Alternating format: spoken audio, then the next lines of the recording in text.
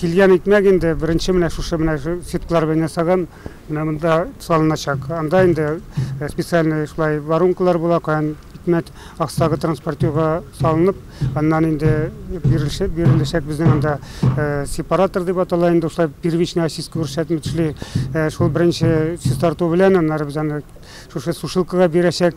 Нурлат элеваторында ашлыкны складларга урнаштырып бетергәннән соң ремонт эшләренә тотынганнар.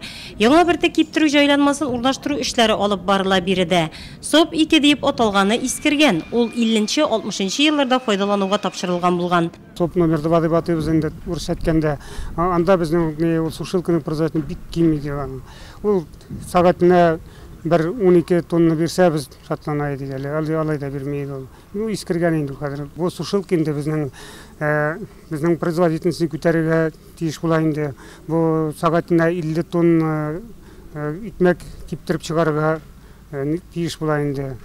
Шуның белән инде хәзерге вакытта бит инде безнең беренче бурыч килгән, кабул иткән итмәкне тизгенә чистартып, киптереп саклауга салырга тиеш була. Яңа бер киптерү җайланмасын агромонтаж җәмгыяте эшчеләре урнаштыра. Бу эш ай дәвамында башкарылачак икән. Яңа бер киптерү җайланмасы экологик чиста материалдан ясалган ди җәмгыять директоры Тәлгат Хайбуллин. Современный, качественный инде. Производительность мощная, простой эксплуатации. Норилараларның мощныйрак, оцинкованный, күгәрми, шерми дигән шикелле. Вот, шулары и попроще эксплуатации тоже. Үзе җыйнак, әмма җитештерүчәнлеге югары. Нурлат элеваторында яңа бер киптерү җайланмасын белгечләр шулай дип исәмли.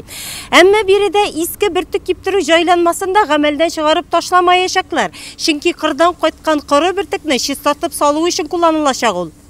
Элеваторда барлык искергән җиһазлар акрынлап яңартылачак икән. Югары җитештерүчәнлеккә ирешү өчен заман белән бергә атларга туры килә ди элеватор җитәкчелеге.